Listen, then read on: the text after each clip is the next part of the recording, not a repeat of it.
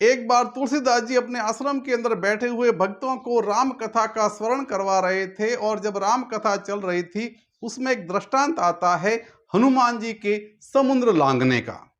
और जैसे ही हनुमान जी के समुद्र लांघने की बात तुलसीदास जी कहते हैं, वहां एक भक्त कहता है कि हे भगवान, हनुमान जी ने इतने बड़े समुद्र को कितना आसानी के साथ में पार कर लिया, कितने बड़े आश्चर्य की बात है। उस भक्त की इस बात को सुन करके तुलसीदास जी मुस्कुरा करके कहते हैं, इसमें तो कोई आश्चर्य की बात नहीं है। तुमने हनुमान चालीसा की वो चौपाई सुनी है क्या? प्रभु मुद्रिका मिली मुख माही, जलधि लांगी गए अचरज नाही।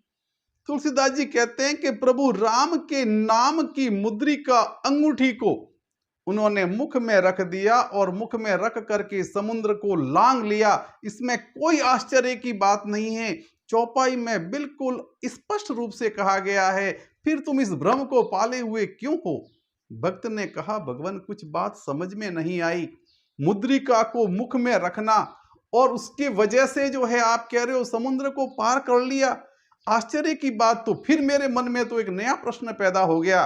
भक्त पूछता है कि क्या मुद्रिका मुख में रखने की वजह से वो समुद्र को पार कर गए? तुलसीदास जी फिर मुस्कुराए। यह प्रश्न तो उस दिन भी उठा था और एक ज्ञानी संत ने हनुमान जी से पूछा था, जब वो उस मुद्रिका को मुख में रखने जा रहे थे, कि हे हनुमंत, तुम ये क्या कर रहे हो?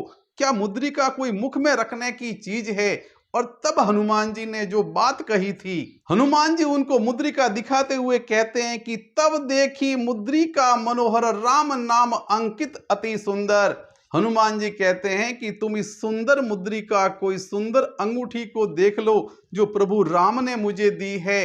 इसके ऊपर प्रभु राम का नाम अंकित है और इसीलिए मैं इस मुद्रिका को अपने मुख में रख रहा हूं कि प्रभु राम का नाम जिसके मुख में हो, जिसके जिह्वा पर हो, वो एक समुद्र तो क्या, ऐसे सैकड़ों समुद्र पार कर सकता है, भव सागर के पार निकल सकता है।